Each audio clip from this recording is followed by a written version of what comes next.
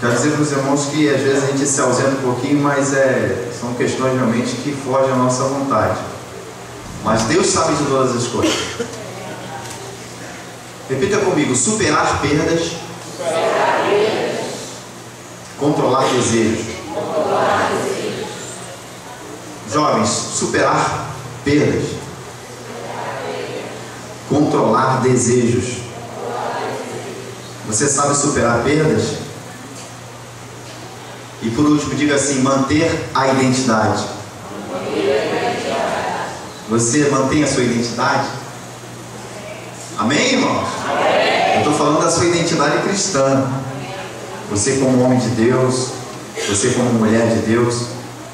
E já que nos é dada esta oportunidade, eu gostaria de aproveitar esses minutos sobre a narrativa do livro de Daniel, que trata exatamente sobre alguns moços, alguns jovens, mas eu quero externar o sentido desta palavra condensada a todos vocês que estão aqui nesta noite, para nós entendermos alguns aspectos da vida desses moços que redundaram na vitória, nas conquistas, nas soluções imediatas, haja vista a pressão psicológica, as pressões psicológicas e espirituais que até então estavam sendo submetidos. E o livro de Daniel, ele narra exatamente esta passagem, onde no ano de 587 a.C., Jerusalém foi sitiado, foi tomado, o templo de Salomão foi destruído, e nós tivemos ali as riquezas de Jerusalém sendo tomadas, os homens e as mulheres sendo escravizados, perderam seus patrimônios, perderam seus bens. Inclusive essa área que assistia a essa época hoje é considerada aquele território do Iraque, onde os conflitos se permanecem nos dias atuais. E naquela circunstância que o povo estava perdendo a sua identidade, estava perdendo a sua liberdade, estava perdendo o direito de ir e vir, eles experimentaram algumas experiências. Eu quero destacar com os irmãos aqui pelo menos 3. Nabucodonosor, que era muito inteligente, era um homem extremamente sábio, um homem de um intelecto assim, surpreendente e capacitado não só para questões de guerrilha, questões de estratégia de guerra, mas também como um homem que tinha uma visão arquitetônica. Ele projetava coisas e ele realizava sonhos realmente que levavam as pessoas ao delírio naquela época. E eles aprisionaram pelo menos 1000 jovens que eram acima da média. Pessoas que eram inteligentes, pessoas que tinham opinião formada, pessoas que tinham um poder de persuasão, de influenciar. Esse grupo foi criteriosamente selecionado e foram levados para o palácio. E foram colocados como pessoas de extrema importância dentro desse reinado. Mas se destacaram ali pelo menos alguns rapazes, mas eu quero falar inicialmente aqui de Daniel, que estava no meio desse conjunto. No meio desse grupo de 1000 pessoas existiam alguns jovens que teriam o Senhor com muita veemência. E o primeiro ponto que nós precisamos observar é que quando nós estamos determinados em servir a Deus, nós estamos prontos a superar perdas. Porque eles não imaginavam, talvez alguns, mas a sua maioria não imaginavam que eles seriam realmente tomados daquela forma tão radical, tão arbitrária. Haveria uma separação dos pais, dos filhos, pessoas que nunca mais foram encontradas, foram mortas, foram humilhadas. Imagina quando você às vezes está dentro, eu nunca vivi isso, mas eu acho que você deve ter ouvido falar, alguém que estava no seu lar e de repente teve a sua casa invadida por um estranho e foi totalmente vasculhada sem a sua autorização. E você, quando se chega naquele ambiente, você se sente completamente afugentada, você se sente vazia, sem condições de superar, porque o seu psicólogo também é atingido, o seu psicológico é atingido. E foi exatamente assim que aconteceu. Eles invadiram a cidade, tomaram todos, não perguntaram nada, apenas tomaram a cidade, tomaram as pessoas e levaram quem eles achavam importante como escravos. Mas o interessante é que Daniel, quando ele sai, juntamente com aqueles outros moços que nós vamos citar, eles levaram com eles uma convicção que deve conduzir todo aquele que ama e professa a fé em Cristo Jesus. A nossa vida espiritual, a nossa vida cristã, ela não está condicionada a um espaço, a um local, mas ela está intensamente enraizada entre você e Deus. Aonde você estiver, no vale da sombra da morte, Deus estará com você. Glória a Deus, gente. Por onde você andar, o teu compromisso é com Deus. Deus tem compromisso comigo. Deus tem compromisso com o ministério. Deus tem compromisso com aquele abençoado ali, ó, que deu um testemunho poderoso aqui. Uma palavra simples, objetiva, mas que a gente vê Deus na vida dele. E é assim que Deus trabalha. Deus permite que você seja deslocado de um lado para o outro. E às vezes quem está ao seu redor percebe e acha que você está sendo demolida, está sendo demolido, está sendo arruinado, mas que nada, faz parte do projeto de Deus para a sua vida. E Deus está conduzindo a sua situação. Como o nosso pastor Josué, que passou por uma cirurgia tremenda. O povo subiu ao monte, o povo orou, o povo clamou, o povo pediu. Deus sempre estará na situação para resolver. Independente se você está no território do inimigo e governado pelo inimigo, bendito seja Deus pela sua vida. Que você lá no seu trabalho, que às vezes é um ambiente de prostituição, entre aspas, né? Porque as pessoas não querem aceitar isso. Às vezes é um ambiente de pecados, de injustiça social. Você está ali naquele meio, sabe que não pertence àquela terra estranha. Deus está contigo ali naquele lugar. Glória a Deus. Deus está te guardando ali naquele lugar. Superar presas. Daniel, Ananias, Misael e Azarias são aqueles 4 jovens que estavam dentre os 1000.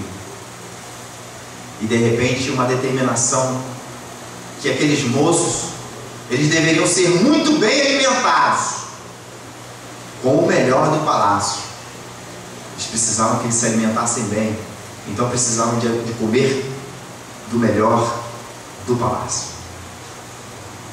E nos alimentos a carne fazia parte, mas era uma carne oferecida a ídolos.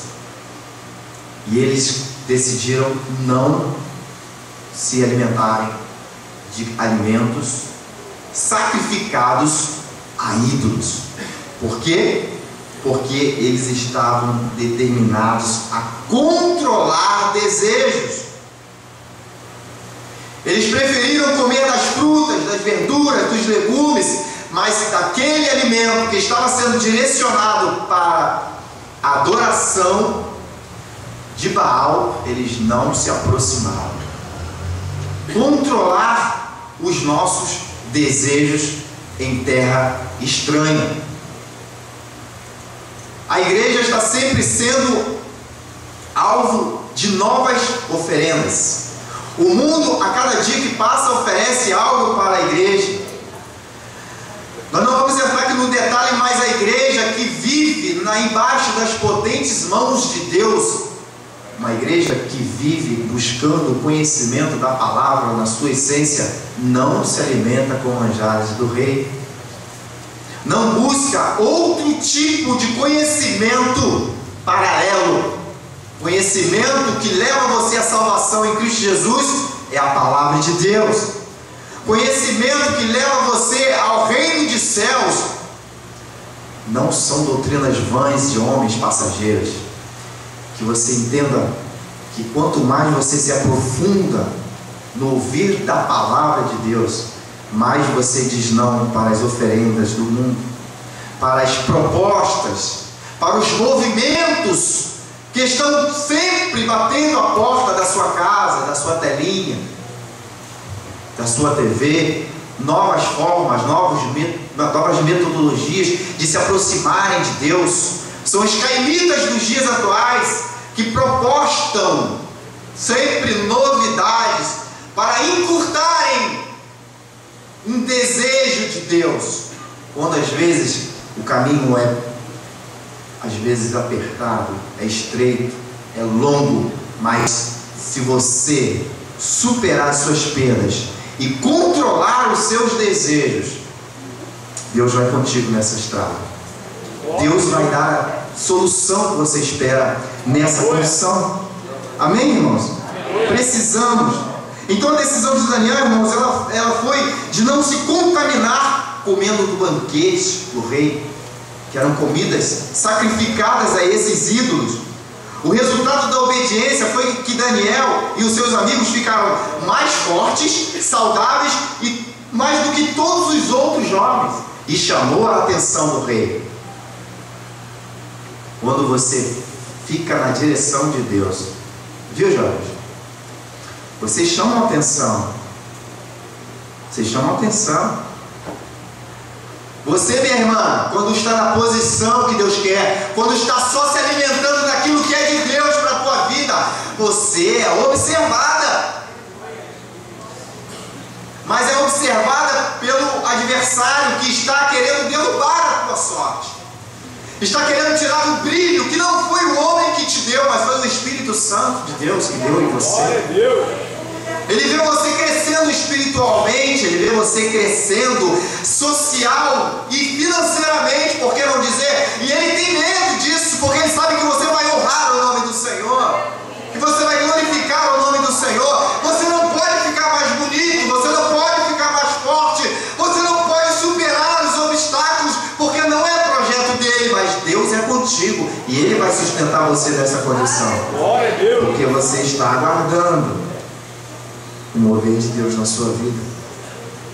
Você crê nisso, irmãos? Amém. Então, nós superarmos os nossos desejos. Existe um movimento filosófico, né? Que é o chamado hedonismo, onde você, na verdade, pratica tudo aquilo que você tem vontade. Faz o que dá na cabeça.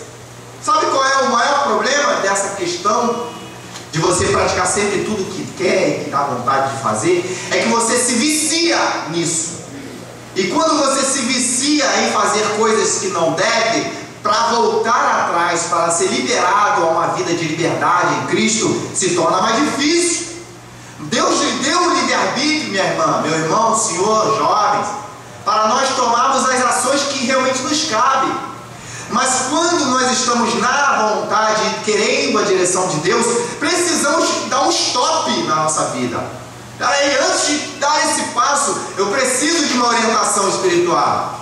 Eu vou conversar assim com o meu pastor, eu vou conversar com os meus pais, eu vou orar ao Senhor, eu vou ver se esse é o desejo. Mas hoje não vou aqui pontuar na nossa igreja, mas generalizando, existem muitos aí, irmãos, que querem fazer tudo que dá a cabeça e sofrem as suas consequências, porque não sabem controlar os seus desejos. Quantos jovens hoje saem a essa hora, 10 horas da noite, e só voltam 5, 6 horas da manhã, às vezes drogados, às vezes com uma doença incurável, porque simplesmente querem fazer o que dão na cabeça. Jesus, nesta noite, ele diz para você: se coloca na minha posição, segura aí, ó, segura o teu desejo, porque esse teu desejo não é o que eu quero para a tua vida. Glória a Deus. Receba essa palavra aí no teu coração. você possa pensar duas vezes aí antes de tomar uma atitude, antes de atravessar a rua, antes de apertar a campainha, antes de dizer o não, antes de dizer o sim, porque se você, uma vez cristão, homem e mulher de Deus, Deus está no controle, então deixa Deus te levar. Nada de deixa a vida me levar, deixa Deus te levar.